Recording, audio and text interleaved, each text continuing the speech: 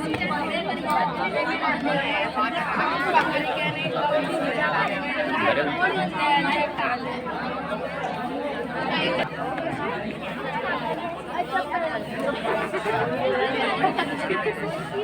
P math classes में मैं यशपाल सिंह आपका स्वागत करता हूँ।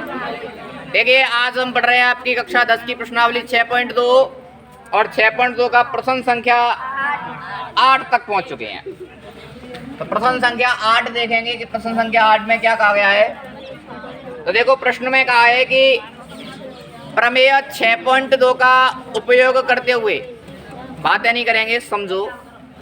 प्रमेय 6.2 का उपयोग करते हुए सिद्ध कीजिए कि एक त्रिभुज की किन्हीं दो भुजाओं के मध्य बिंदुओं को मिलाने वाली रेखा, एक कोई त्रिभुज है, माने मान लिया ये त्रिभुज ABC कोई त्रिभुज है।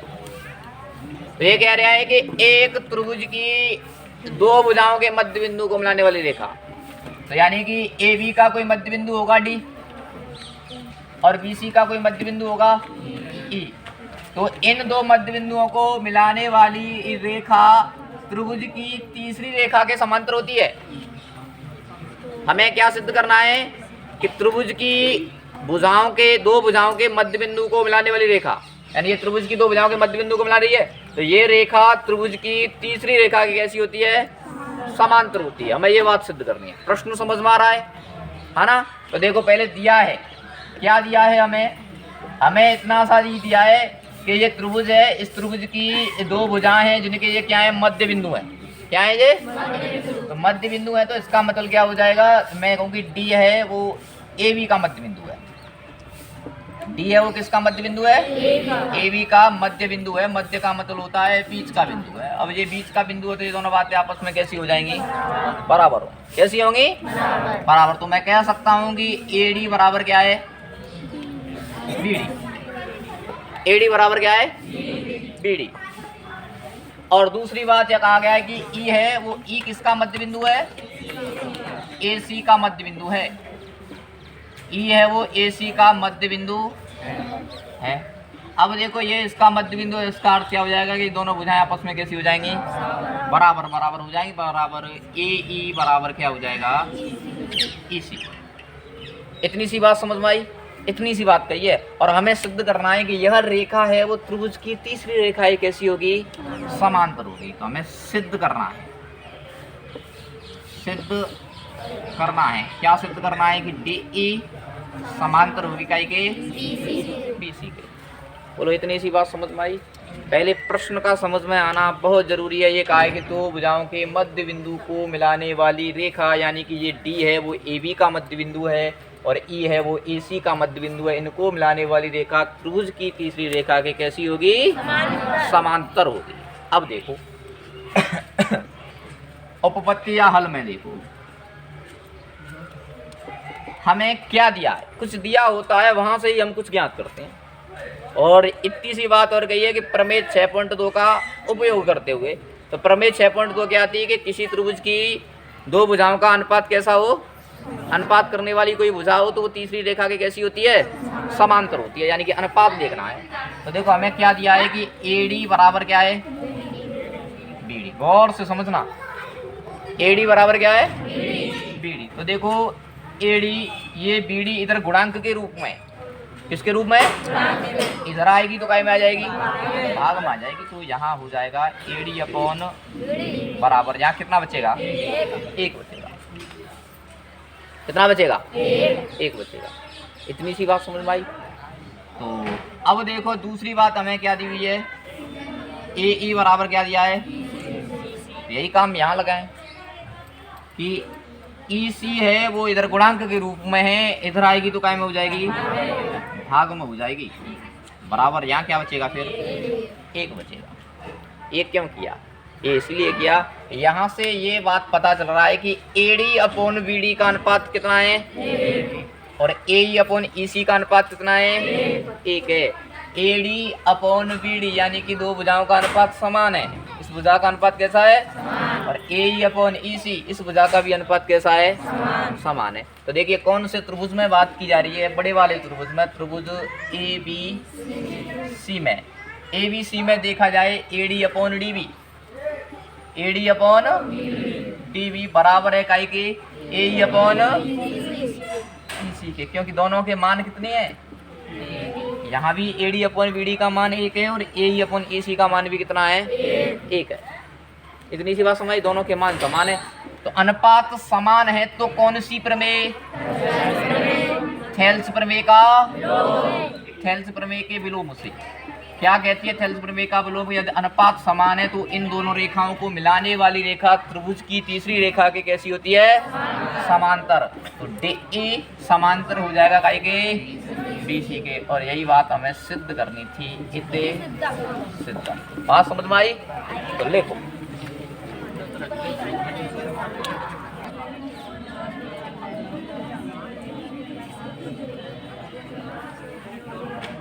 अब देखिएगा प्रश्न संख्या 9 और समझते जाएंगे एक एक बातें नहीं करें। देखिए 9 में कहा गया है ABCD एक समलंब है। समलंब का अर्थ क्या होता है, ऐसा चतुर्भुज जिसका एक युग्म कैसा हो, समांतर हो। कैसा हो, समांतर हो, तो वह चतुर्भुज क्या कहलाता है, समलंब। तो हम एक समलंब आकृति दी हुई नहीं हुई है, यहाँ हम समलंब आकृति बनाएंगे। ऐसे करके बना लें, कैसे भी करके बना लो, समलंब के टाइप का बना लो। समलंब चतुर्भुज ऐसा ही होता, कक्षा 8 में नहीं पढ़ा। हाँ, तो ABCD कोई क्या है, समलंब चतुर्भुज, जिसमें कहा गया है कि AB समांतर है DC के। ये दोनों रेखाएं आपस में कैसी हैं, तो हमें कितना क्या दिया है कि AB समांतर है CD के। अच्छा, बातें ना करें आपस में। अच्छा, मैच वहां चल रहा है, युद्ध जहाँ हो गया, ये गड़बड़ हो गई। आज 1 मिनट रुकना। देखिए शांति बना रखे पहले क्लास में, है ना।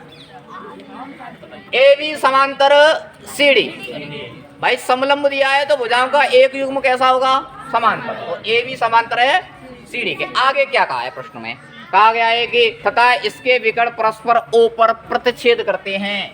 इसके विकर्ण बनाएंगे तो यही तो होंगे, ये परस्पर कहाँ प्रतिच्छेद करते हैं, O पर प्रतिच्छेद करते हैं।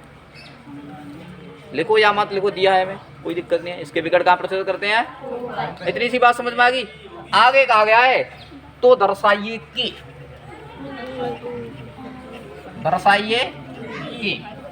AO अपॉन BO बराबर CO अपॉन D। इतनी सी बात दिखानी है, यानी कि AO upon BO, CO upon DO।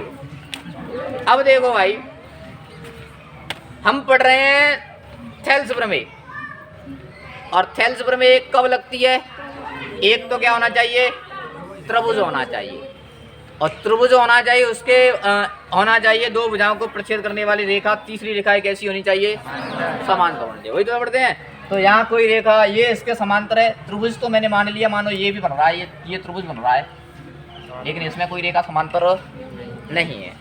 तो यहाँ क्या करना पड़ेगा, फिर रचना करनी पड़ेगी। क्या करनी पड़ेगी, रचना करनी पड़ेगी। बात समझ में आ रही है ना। तो हम नहीं आ रही, इतनी सी आ गई, इतने में है क्या, सवाल नहीं दिया, ये तो आना ही चाहिए है ना। इतनी सी आ गई ना।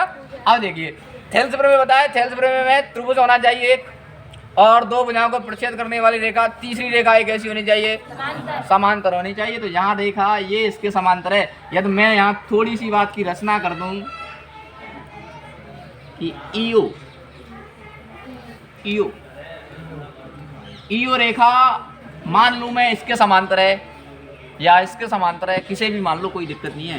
तो मैं लिखूंगा रचना की है कि हमने ईओ समांतर का मान ली, मैंने ए बी के मान ली, किसके मान ली, यानी कि ये रेखा इसके कैसी है, इस बात की रचना की है। हम ऐसी रचना करेंगे कि ई से बिंदु ई से ओ को इस प्रकार से मिलाएंगे, ये इसके कैसी हो, इस प्रकार से मिलाएंगे कि ये समांतर आए।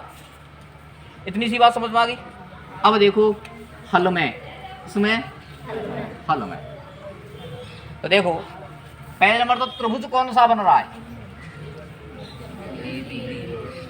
ये त्रिभुज बन रहा है ए बी, तो त्रिभुज ए बी अच्छा देखो ये रेखा इसके समांतर है, ये इसके समांतर मानिए, तो ये तीनों आपस में कैसी होंगी? समांतर होंगी तीनों, कोई दिक्कत नहीं है। तब ये इसके समांतर है, ये इसके समांतर, तो तीनों आपस में कैसी हो जाएंगी? समांतर हो जाएंगे। अब देखो त्रिभुज एबीडी दिख रहा है, अलग से बनाया है मैंने, ये अलग से बनाया त्रिभुज एबीडी दिख रहा है ना। तो एबीडी में ईओ समांतर का है, ईओ समांतर है किसके? एबी। ठीक, तो ईओ समांतर एबी के है, तो थेल्स प्रमेय क्या कहेगी कि इनका अनुपात कैसा होगा? भाई समांतर है तो थेल्स प्रमेय लगाएंगे, सिंपल सी कहानी है।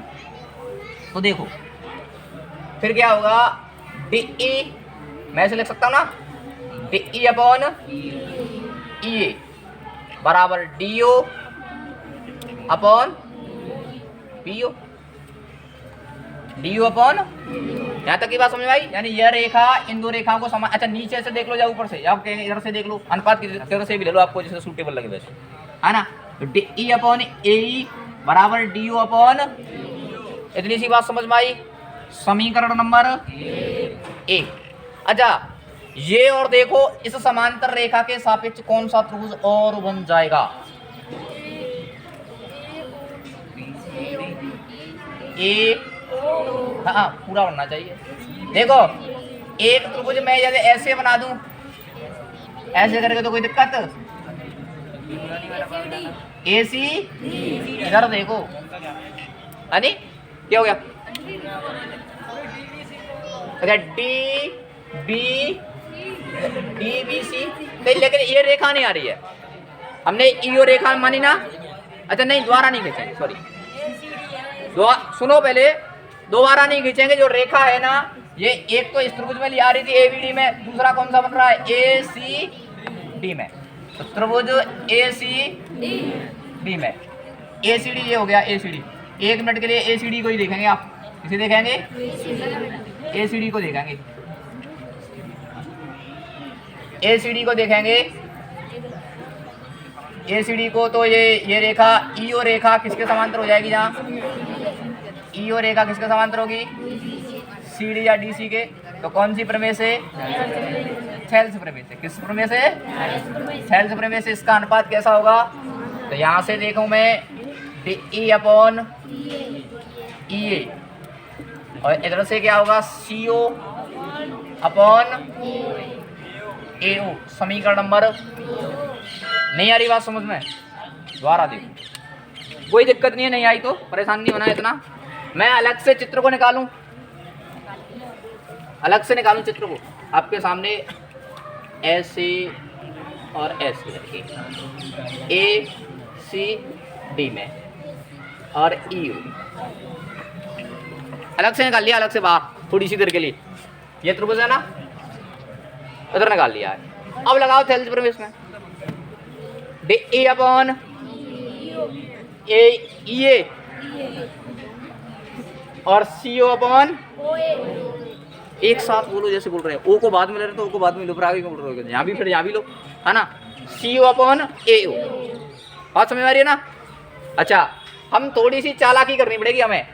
यहाँ डी ई अपॉन ई ए लिया है, तो यहाँ भी क्या करेंगे? कुछ डी ई अपॉन, तभी तो तुलना कर पाएंगे, समझ रहे हो ना। तो ये त्रिभुज में हकीकत में आप ये सोच रहे होंगे इसको ऐसे क्यों नहीं लिया है, ऐसे ले लेते, लेने को तो कोई दिक्कत नहीं, लेकिन हम समीकरण 1 के हिसाब से लेंगे, तभी क्या कर पाएंगे दोनों की तुलना। इतनी सी बात समझ में आई? अब आगे समझ में सबके में? तो देखो समीकरण 1 और 2 की क्या करेंगे अब? तुलना। समीकरण 1 व 2 से, तो देखो 1 का LHS और 2 का LHS आपस में कैसे कैसे है? तो RHS भी कैसे हो जाएंगे? तो DO अपॉन BO बराबर CO अपॉन AO। इतनी सी बात समझ में आई? तो देखो अब सिद्ध क्या करना था हमें? AO अपॉन BO बराबर CO अपॉन D। अभी सिद्ध नहीं हुआ है सवाल, नहीं हुआ है ना।